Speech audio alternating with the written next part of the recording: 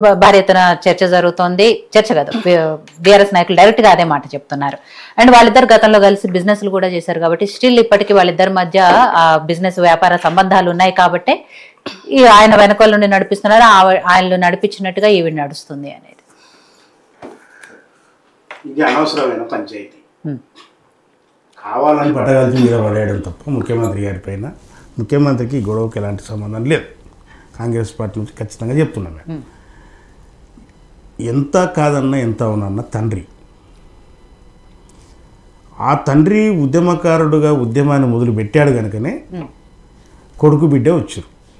వీళ్ళు స్టార్టింగ్లో లేరు. స్టార్టింగ్లో కేసీఆర్ ఉన్నాడు, హరీష్ రావు ఉన్నాడు, మేమందరం ఉన్నాం కదా starting moment. Starting SSL president అండి పార్టీలో 10 years ఉన్నా నేను. వాస్తవానికి వీళ్ళు లేరు, ఇద్దరు లేరు. మాకు ఆయన ఉద్యమాన్ని మొదలుపెట్టినప్పుడు కూడా కేసీఆర్ గారు చాలా స్పష్టంగా చెప్పాడు, మా క్లాసులలో చెప్పేది, నేను నా భార్య మాకు పావుసేరు బియ్యం ఉంటే చాలు, ఆమె ఉడకబెడితే నేను తిని తెలంగాణ కోసం కొట్లాడతా, తెలంగాణ చెప్పి దళితుని ముఖ్యమంత్రి చేస్తాను, నాకు ఎలాంటి స్వార్థం లేదు, నా బిడ్డ సెటిల్ అయింది, నా కొడుకు సెటిల్ అయ్యిండు, నా కొడుకు అమెరికాలో ఉన్నాడు, జాబ్ చేస్తున్నా, నెలకు 4 లక్షల జీతం వస్తుంది, నా కూతురు ఆల్రెడీ అమెరికాలో సెటిల్ అయిపోయింది అని చెప్పేసి అని స్పష్టంగా చెప్పాడు. వాళ్ళు రారు కూడా అని కూడా అన్నాడు ఆయన. వాళ్ళు రారు కూడా ఇక్కడ, అసలు వాళ్ళకి సంబంధం లేదు, వాళ్ళ జీవితాలు నేను సెట్ చేసి నేను అయిపోయింది అని చెప్పేసి కూడా మాట్లాడినా. మాట్లాడుతూ ఒకసారి ఎటువంటి విషయం చెప్పాడంటే తను కేసీఆర్ గారు, నా కొడుకు నేను ఒకసారి డిస్కస్ చేసుకుంటున్నప్పుడు, ఒరే నీవు ఐఏఎస్ ఎందుకు చేయలేదురా, నీవు ఐఏఎస్ చేయొచ్చు కదా, కలెక్టర్ అవుతుంటే, ఏమో డాడీ అంత బట్టల కలెక్టర్, అది కలెక్టర్ అనేటోడు మీరు చెప్తే చేయాలి, పొలిటికల్ లీడర్ ఏం చెప్తే అది చేసేటోడు కలెక్టరు, అది ఆ జాబ్ నాకెందుకు, నేను బిజినెస్ మ్యాన్గా ఉంటాను, బిజినెస్గా ఉండి నేను సంపాదిస్తాను, కానీ ఈ కలెక్టర్ జాబ్ ఏంది వాళ్ళ కింద ఈయన కింద ఆ పొలిటికల్ లీడర్స్ కింద ఉండాలి అని చెప్పేసి అని మాట్లాడాడు నా కొడుకు అని చెప్పేసి అని కూడా కేసీఆర్ గారు చెప్పారు. అయితే ఎప్పుడైతే కాంగ్రెస్ పార్టీతో పొత్తు కుదిరిందో 2004లో కుదిరినప్పుడు ఏమైందంటే, అప్పుడు హరీష్ రావు ఉన్నాడు, కంటిన్యూగా ఉన్నాడు కదా అతను హరీష్ రావు. మొదటి నుంచి కూడా ఆయన ఎమ్మెల్యే కాకపోయినప్పటి నుంచి, ఎమ్మెల్యే అయినప్పటి నుంచి కూడా వాస్తవానికి మేనమా సిటికినీళ్ళు పట్టుకొని నడిచినాడు హరీష్ రావు. ఆయన కష్టాల్లో ఉన్నాడు, లాభాల్లో ఉన్నాడు, ఇబ్బందులలో ఉన్నాడు, సబ్బందులలో ఉన్నాడు.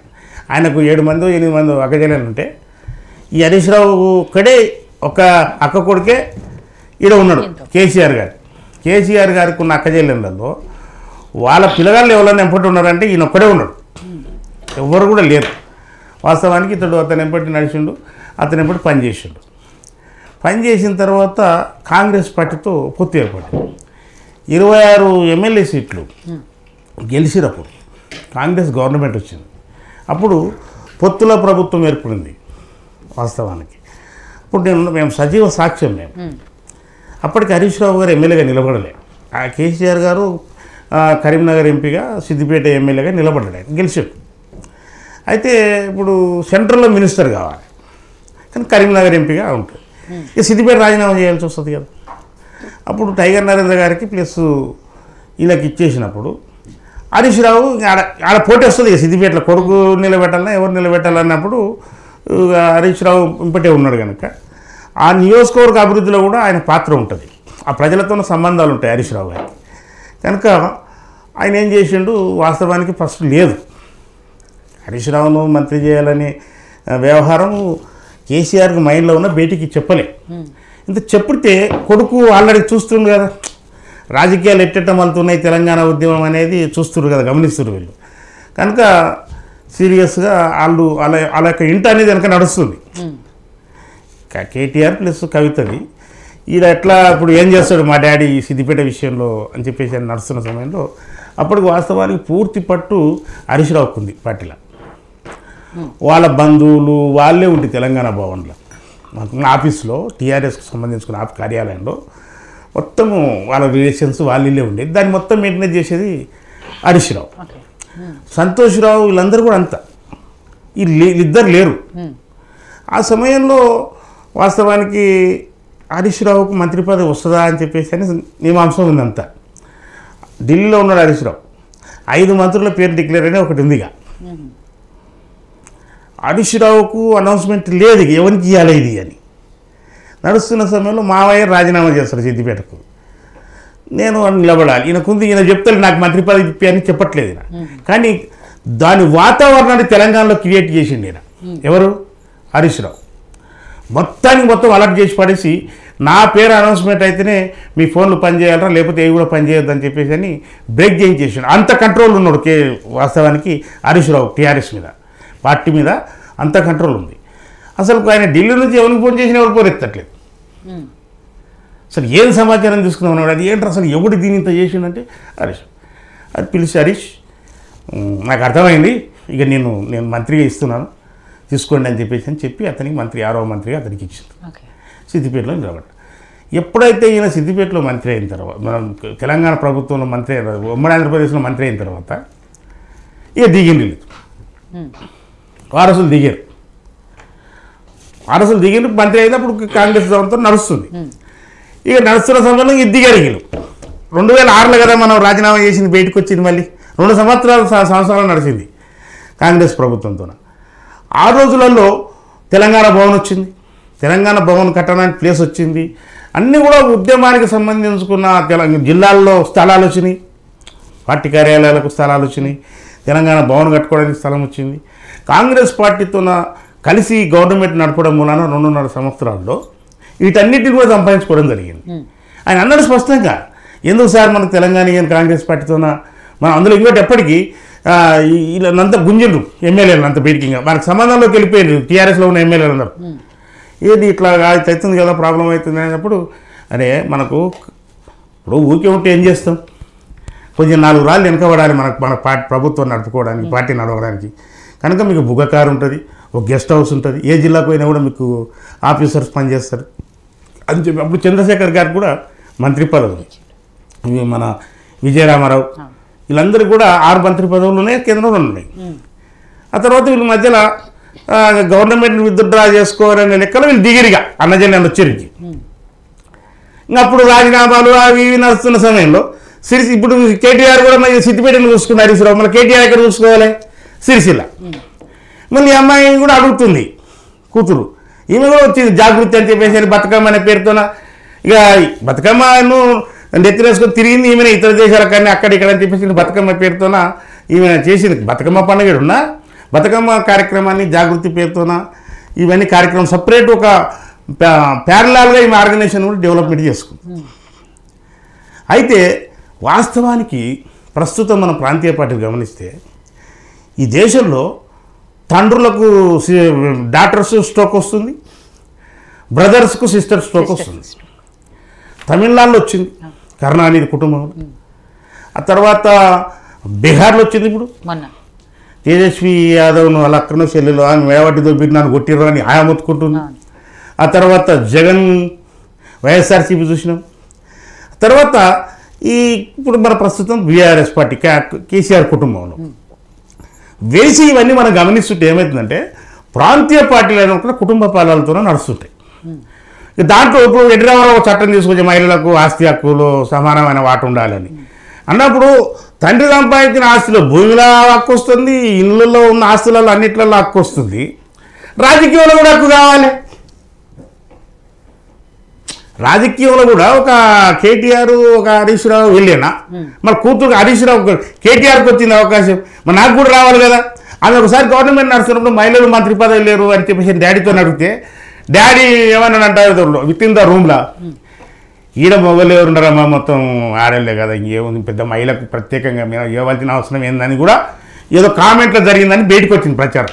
ఆమె మహిళకు మంత్రి పదవి డాడీ అని అడిగింది. ఆమె ఫస్ట్ సారి గవర్నమెంట్ ఉన్నప్పుడు అడగలే, ఆమె అడిగింది, మహిళకు లేదని చెప్పేసి అంటున్నారు అందరూ. ఏంది ఇంత మహిళలకు అన్యాయం జరుగుతుందని మాట్లాడినాడు, తండ్రిని అడిగింది. అయితే ఈ ఒక వాయిస్ ఏమని పెట్టుకొచ్చింది, ఇక ఉన్న మంత్రులంతా కూడా ఆడలే కదమ్మా, కాకపోతే చీరలు కట్టుకోలేదేమో అని అన్నాడు బిడ్డను అని కూడా ఒక గ్రూప్స్ బయటకు వచ్చినాయి. అయితే ఇది జరుగుతున్న ఈ సమయంలో వాస్తవానికి కవిత వాళ్ళ కుటుంబంలో నిరుత్సాహం ఉంది.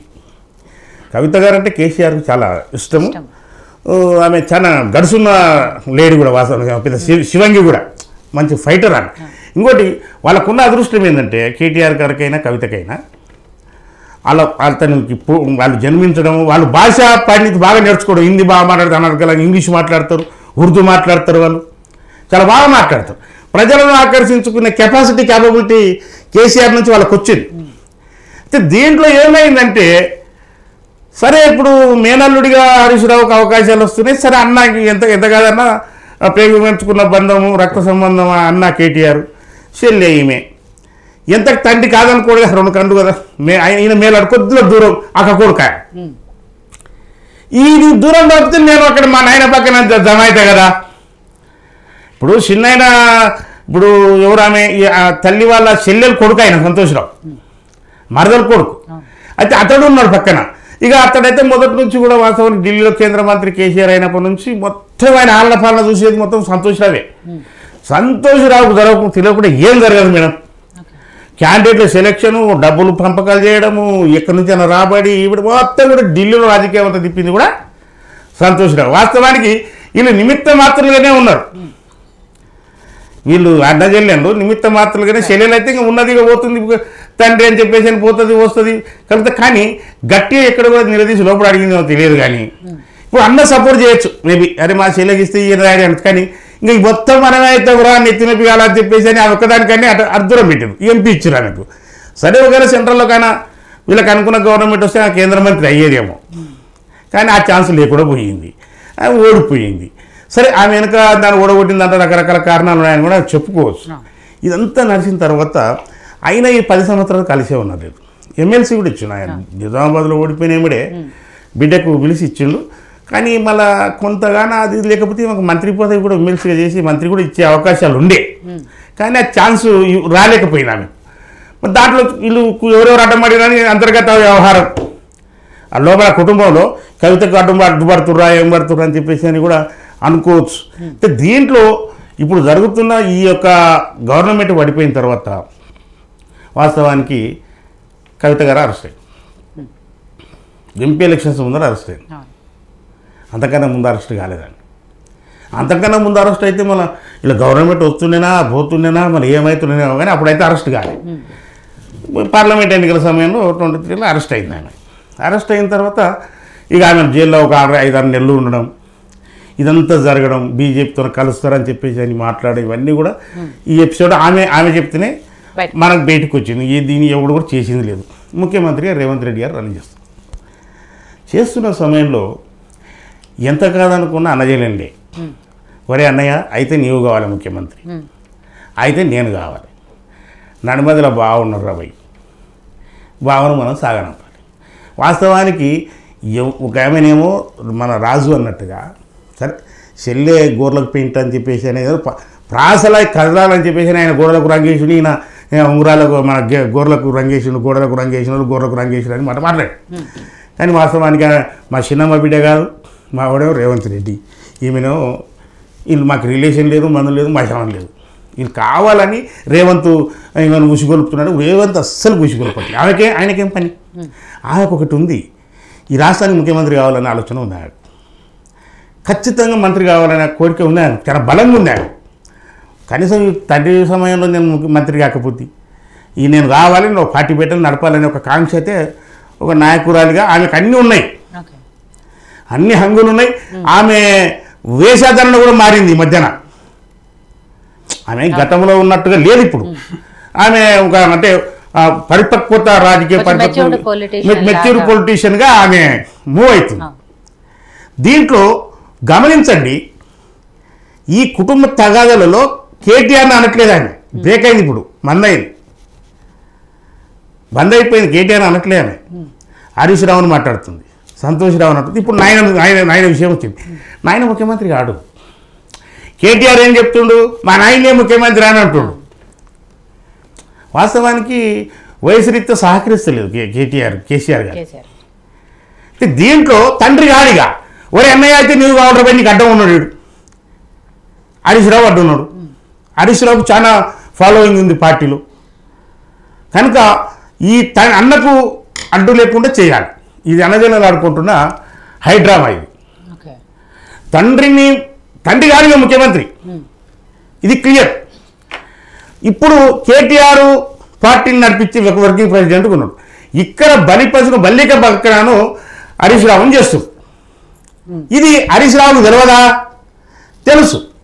సరే రాఖీ పండుగ వస్తే చెల్లెలు ఇవ్వకపోవచ్చు కట్టనికే, కానీ బంధుత్వం దిగదు. మొన్న చనిపోయింది, పోయింది ఇంటికి. ఆ రోజు రాఖీ కట్టనికి ఇవ్వలేదు, కానీ సాగు అయితే మేనమామ ఇంటికి పోయింది, బావ ఇంటికి పోయింది, పరికరించి వచ్చింది. అయితే ఇక్కడ అన్నీ కూడా వీళ్ళేదో శుద్ధపూసలైనట్టు, వీళ్ళకు దుబాయ్లో ఇల్లు ఎక్కడి నుంచి వచ్చినాయి, ఇక్కడ జూబ్లీస్లలో ఇల్లు ఎక్కడి నుంచి ఎట్టు వచ్చినాయి, వీళ్ళకి ఏమేమి ఆస్తులు ఉన్నాయి, మన మరణం ఏదో చెప్పాలి. ఇప్పుడు ఈయన కూడా తెలంగాణ ఉద్యమ సమయంలో ఫామ్ హౌజులు లేవు ప్రత్యేకంగా. ఇవన్నీ ప్రభుత్వం వచ్చిన తర్వాతనే ఫామ్ హౌస్లు వచ్చినాయి. నాకు హరీష్ రావుకి ఒకటికేం రాలే, అందరికి వచ్చినాయి. సంతోష్ రావుకి వచ్చినాయి, హరీష్ రావుకి వచ్చినాయి, కేటీఆర్కి వచ్చినాయి, కవితమ్మకి వచ్చినాయి. వీళ్ళ ఆస్తులు విస్తారంగా పెరిగినాయి. ఎట్లా పెరిగినాయి? ప్రభుత్వం వచ్చిన తర్వాతనే పెరిగింది. ఆ రోజు తర్వాత కవిత మేడానికి సామాజిక తెలంగాణ రాలేదని, దళితులు ముఖ్యమంత్రిని చేయలేదని చెప్పేసి అన్నప్పుడు మళ్ళీ ఆ రోజు ఎందుకు గలం ఎత్తొచ్చు కదా, ఎత్తాలి కదా ఖచ్చితంగా. డాడీ తప్పుది, మనం పేద వర్గాలకు న్యాయం చేయలేదు, పేదల తెలంగాణ. కానీ ఆ మాట మాట్లాడలేదు. ఏం మాట్లాడింది? హైదరాబాద్ నుంచి ఢిల్లీ నుంచి తెలంగాణను కేక్ లేక పట్టుకొని వచ్చాడు తండ్రి, నాకు ఆకలి అయితే నేను ఇంత వరకు తింటాను, నేను ఆకలి అయితే నేను ఇంత వరకు తింటాను అంటే ఈ నీళ్ళు దాన్ని తినడానికి పీకిలాడింది. కానీ ఎప్పుడైనా అది అమరవీరుల గురించి ఎందుకు మాట్లాడాలి? ఆ రోజు 500 మంది గురించి చెప్పినప్పుడు 1200 మంది ప్రచారం మనమే చేస్తుంది, మళ్ళీ 500 మందికి మనం డబ్బులు ఇవ్వబడుతుంది. ఇదేంటి డాడీ అని నిజంగానే సామాజిక స్పృహ నీకుంటే ఆ రోజు నువ్వెందుకు మాట్లాడాలి? ఇదే తుమ్మల నాగేశ్వరరావు విషయం ఏదంతా మాట్లాడుతూ ఆ రోజు ఎందుకు మాట్లాడలే? ఇప్పుడు ఈమె ఎత్తుగడ ఏంటంటే కొంత నిరాదరణకు, కొంత దానికి ఏదైతే జరుగుతున్న సమయంలో కొంతమంది లీడర్స్ పేర్లు ఎత్తితే వీళ్ళు రేపన్నా నాకు వచ్చి కలుస్తారేమో, నా పక్కన వచ్చి ఉంటారేమో అని ఒక పొలిటీషియన్గా ఒక ఆశ ఉంటుంది. అయితే ఇప్పుడు కవిత అందులో ఉండి మాట్లాడితే ఆమెకు రియాలిటీ ఉండే, ప్రజలు కూడా నమ్మే ఎక్కడున్న నిలదీస్తారు పోయాలి.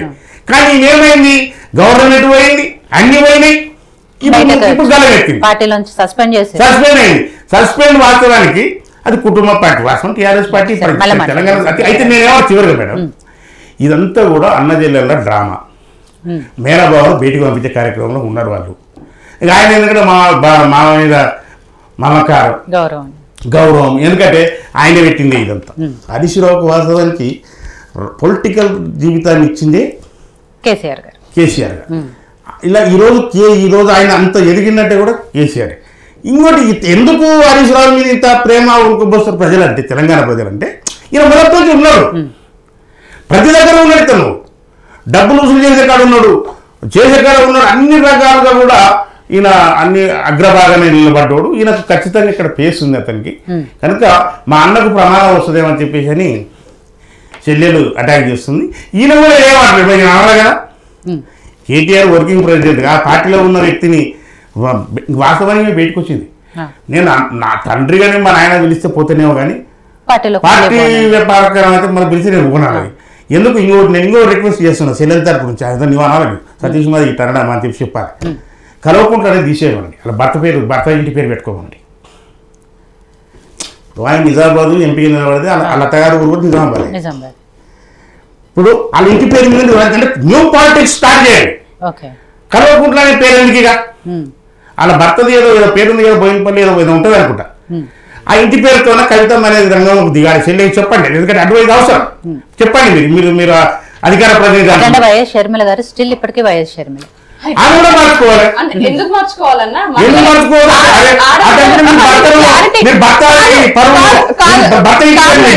వీళ్ళు ఎట్లా మాట్లాడుతున్నారంటే, సమాజంలో అన్ని తెలిసి మనం సమాజానికి మెసేజ్ ఇచ్చేవాళ్ళం. ఆడబిడ్డ పుట్టినప్పుడు తను చదువుకునేటప్పుడు తన సర్టిఫికేట్లు ఏముంటాయో, తను ఇప్పుడు గవర్నమెంట్ ఎంప్లాయీస్ ఎంతమంది జాబ్ చేస్తున్నారు. నాది కూడా మా మమ్మీ ఎందుకంటే నా ఎంటెక్ కూడా మా మమ్మీ వాళ్ళ ఇంటి పేరే ఉంది. ఇప్పుడు అదే మా డాడీ సర్నేమ్ తోనే నేను ఇప్పటికీ ఉంటాను. ఎందుకంటే నేననే కాదు, ఈ మహిళలు ఎవరైతే గవర్నమెంట్ జాబ్ చేసే వాళ్ళందరూ దాన్ని కూడా మనము సమాజంలో రంగానికి దిగినప్పుడు ఇక మొత్తం పూర్తిగా మారాల్సి వస్తుంది. ఇప్పుడు భార్య చేసి ఇప్పుడు మా రేవంత్ రెడ్డి గారు ఉన్నారు. రేవంత్ రెడ్డి గారి భార్య ఏమన్నా సూదిని గీతనా, అది ఆవిడ ఇష్టం. అది కాదు. కొంతమంది హిందూ సాంప్రదాయంలో భర్త పేరు తీసుకుంటారు, సరే సర్టిఫికెట్లు వాళ్ళు ఉండొచ్చు, కానీ భర్త అత్యంత మార్చుకుంటారు. మార్చుకోవట్లేదా? ఇప్పుడు శోభాన ఉంది, కేసీఆర్ గారి భార్య, అంటే కలవకుండా శోభాన లేదు తండ్రి పేరు తీసుకుంటారు. నేనేమంటున్నానండి, కొత్తగా ఆమె రాజకీయ ట్రెండ్లోకి వచ్చింది కనుక, ప్రజలకు ఒక స్వచ్ఛందమైన వ్యవహారం రాజకీయం నడపాలనుకుంటుంది కనుక భర్త పేరు తీసుకుంటే తప్పే ఉంది, చేయాలని నేను అంటాను. అంటే ఆవిడ కల్వకుంట్ల కవితగానే గుర్తింపు పొందాలనుకున్నారు. అదే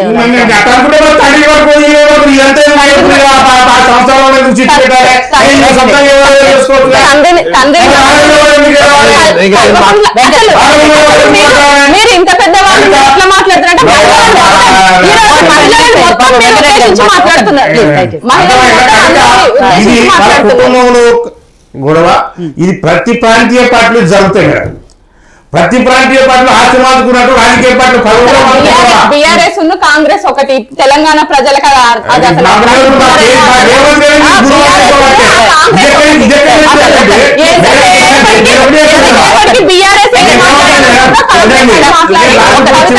చెప్తున్నా, ప్రతి వ్యక్తులము శ్రామికులుగా పనిచేస్తాం. ఆయన కళను మనం కించపరచు.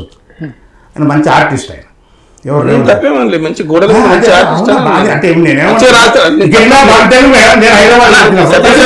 నువ్వు తెలంగాణ ఉద్యమకారుడు, నువ్వు ఫస్ట్ నుంచి ఉన్నావు. నేనేమంటున్నా, నువ్వు అప్పటి నుంచి చూసినాను పాలమూరు జిల్లాలో ఆయన గోడల మీద మంచి రంగులు వేస్తారు. మంచి ఆర్టిస్ట్. నేనేమంటున్నా, ఇప్పుడు మేడం ఒక బ్యూటీ కేర్ ఉంటది, గోడలకు పెయింట్ చేస్తారు, కాళ్ళకి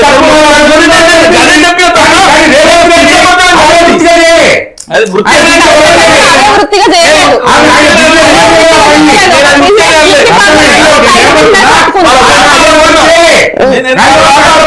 కానీ నేను ఏమంటున్నా, అది క్రిటిసైజింగ్ కింద వస్తుంది.